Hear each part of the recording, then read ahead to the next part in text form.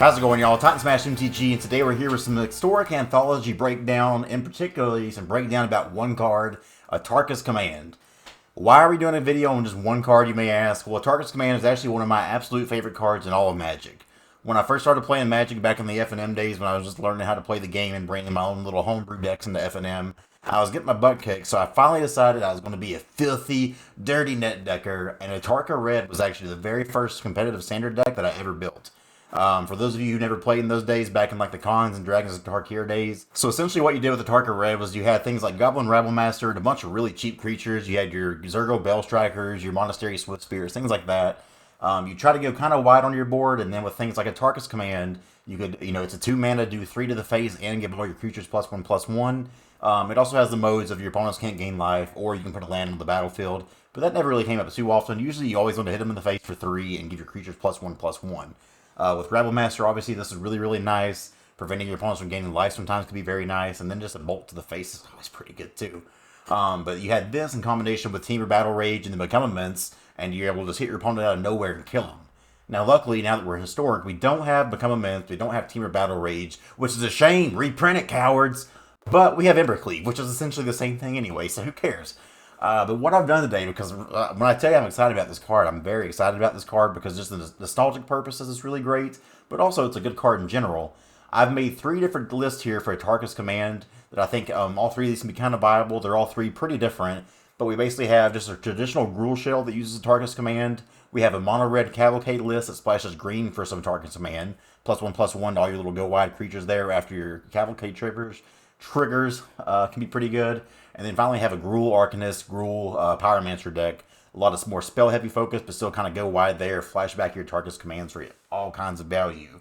So let's look at these decks here. I'm not telling you these are going to be the best decks or anything like that. These decks honestly may suck. They can be optimized, that's for sure. But these are my starting points. I want to try out with these decks and see if they're anything good. So let's take a look at these. Gruul Smash. Let's go. Alright, so what we got here on number 1 here is just traditional Gruul with Atarkas Command. I'm playing 2 Abundant Harvest in there. You may not want to play any of this, and you may want to play 4 of it. Abundant Harvest is a card that kind of has some people on both sides of the fence there with it. But we're still playing 4 Land of Boreals, 4 Pelt Collector, nothing new there. We're playing a whole playset of Atarkas Command in all these lists, so that's going to be a key theme there. Playset of Burning Tree Emissary, playset of Voltaic Brawler, playset of Bone Crusher Giant, and then a 3/3 split of Legion War Boss and Gruul Spellbreaker. Legion War Boss isn't a card that really sees played in Gruul traditionally, but with Atarkas Command, it's a really, really good card with that one. It's a card that makes your opponent have to have that board wipe or else they're just going to die. And I think it works out kind of well in the shell. I would love for this to be Goblin Rabblemaster instead. I think Rabblemaster is a better card than War Boss, but we have to make do with what we got for right now. So War Boss it is. Finally, at the top end, 2 Questing Beast and 3 Embercleave, and then lands. But basically, this card can, this doesn't go as wide as you may want to think it would do with a +1/+1 thing. But even if you're using 2 mana just to bolt somebody in the face and give 2 creatures +1/+1, that's still a hell of a lot of value at instant speed. But with Burning Tree Emissary, you do have those starts, and everybody's seen it in Gruul. Maybe you go turn 1 Land of War Elves, turn 2 you play 2 Burning Trees and then a Bone Crusher Giant. Then the next turn you can Atarkas Command. You're swinging in for so much damage there, it's kind of crazy. There's just a lot of different ways to play this kind of thing. This still has your traditional Gruul game plan, but Atarkas Command does a good job of giving you a bunch of reach both with your creatures, but also just getting to bolt them in the face is really, really nice here. And that's a thing that Gruul's actually missed for a while, because you could play Lightning Strike if you wanted to, but that just sucks. So it's really nice to now, not only do you have this reach with your creatures, but Atarkas Command gives you a way to hit them in the face for just, great value there. And on top of that, you can ramp up, you can prevent them gaining life. There's just so many options with this card, that's why it's so good. So I think Atarkas Command can just slot right into regular old Gruul if you want to. Again, I've made a little bit of concession here and added the Legion War Bosses. You don't have to do that, but I do just think if it's a card that if it gets to survive that 1 turn, you're off to the races, baby. This thing is just going to take off. So deck number 1 here for Atarkas deck, just traditional Gruul, baby. Let's look at some Atarka Cavalcade. Let's go. So next up here, we have some Atarka Cavalcade. As you can see here, this is a very, very, very low to the ground deck. And again, maybe you can finagle these numbers a little bit more. At the 1-drop slot, we're playing 12 different 1-drops. We're playing a playset of Firebrand, Bomat Courier, and Scorch Spitter. We also have 2 Pillar of Flame and 4 Shock here. You can finagle those numbers as you want. We probably don't need 6 different options to bolt in the face. Maybe I actually take some of those away and add some Fervent Champions, so we just have even more 1-drops there with 1 power. Atarkas Command, obviously, really nice here because you give all your creatures +1/+1, so it really incentivizes you to go wide. If your opponent wants to block, you still bolt them in the face, pump up your creatures, and kind of blow them out there is really good. It works really well with Cavalcade Calamity because if you put the Cavalcade down, you still get your attacking triggers for having a creature with power 1 or less. Then afterwards, you buff them up and do all that kind of damage there, so that's super good. At the 2-drop slot here, I'm playing 2 Chandra's Pyroling. I'm kind of iffy on this one because anybody that's played a Cavalcade Calamity decks knows how this can be a good card if it works out right.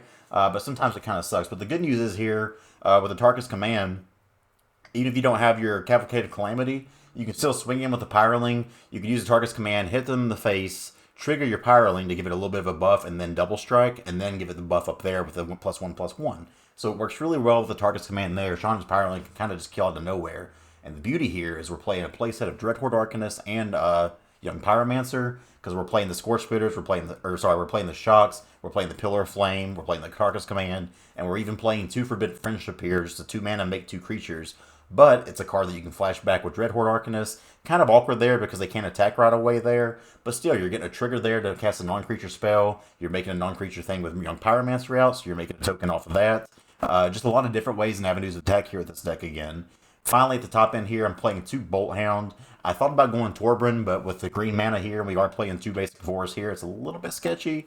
So I decided to go with Bolt Hound. A little bit easier on the mana here, and then it's just something that gives all of your creatures +1/+0 when they attack. And again, this triggers after your Calamity if you stack the triggers right. So you get your Calamity triggers here, then you buff all your creatures up, maybe then you Atarkas Command, and you're just doing so much damage out of nowhere. So deck number 2 here, Cavalcade Atarka Cavalcade. I think this one's pretty sweet here. I'd be really curious to see how this does. This deck may, if any deck is going to be the worst, it's probably this one.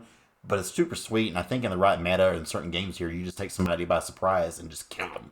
So this one looks really fun. I'm excited to play this one. One more deck here. This is Atarka Pyromancer, Atarka Dreadhorde Arcanist, whatever you want to call it. Let's take a look at it. Let's go. So lastly here, we have Atarka Arcanist or Atarka Pyromancer. By the way, try saying Atarka Arcanist 3 times fast. Atarka Arcanist, Atarka Arcanist, Atarka Arcanist. Okay, maybe it's not that hard. But basically, this is a very spell-heavy deck here because we want to have a lot of stuff to flash back with Dreadhorde Arcanist and a lot of ways to trigger your Young Pyromancer, but you still want to be able to kill the people. So we're playing a playset of Abundant Harvest here. I think it's a key card in this kind of deck, and you definitely want to play 4 of in a shell like this. We're still playing a playset of Llanowar Elves because Llanowar Elves is great. We're playing 3 Shock and 4 Atarkas Command. Nothing surprising there. Burning Tree Emissary in this deck is really nice because you can go, very nice turns where you can go Burning Tree Emissary into Dreadhorde Arcanist. That way, even if they kill your Arcanist on 2, you still have a little bit left over that you got that free value of a BTE. We're playing 2 Domri's Ambush in the main. Some matchups this is going to be terrible, but man, anybody who's played a deck like this, especially with Dreadhorde Arcanist, where you can Domri's Ambush, kill something, and then go to attack again, Domri's Ambush again, you just start getting really out of control there, so that's super nice. Finally, at the top end, 4 Bonecrusher Giant, still just a key card and a really good card in the meta, and 2 Embercleave.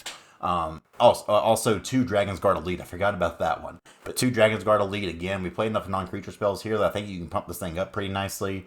And this deck just has a lot of potential where if you go to attacks and they don't respect you, you can just provide so much damage out of nowhere. And a lot of decks right now are trying to tap out and do their own thing, so this can just kind of kill out of nowhere if people aren't careful.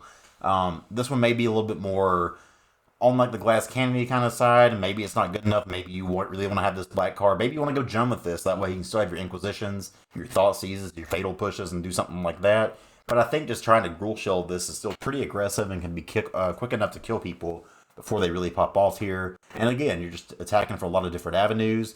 This has creatures that can do a lot of damage to somebody. This can go wide and go tall. And also, you're playing your Shock, you're playing your Atarkas Command, you're playing Stomps. We have a lot of different ways to hit people in the face there. So if you get down to this top deck mode, you have a lot of live draws to win the game. But that's what we got here for my 3 Atarka decks. I hope you enjoyed. If you have a list that you want to try, let me know in the comments below. What cards from Historic Anthology are you excited about? We still have today, when you're seeing this video, this will be the last day of spoilers for the Historic Anthology. I'm assuming we're getting Kolaghan's Command 2, which is actually probably the best one. But Atarka's Command is just my baby, and I have to do a video on it. I love it so much. Thank you all for support. I hope you all are excited as I am. Let's go.